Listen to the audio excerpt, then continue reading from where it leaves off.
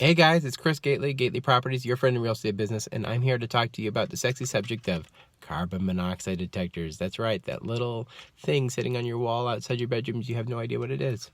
Hopefully you have it.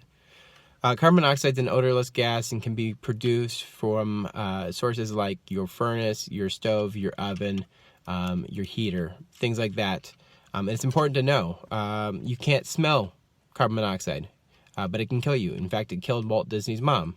So this little thing is very important. Now, 2011, the state of California required it in all residential homes, and these are only good for 7 years. So ours actually went off.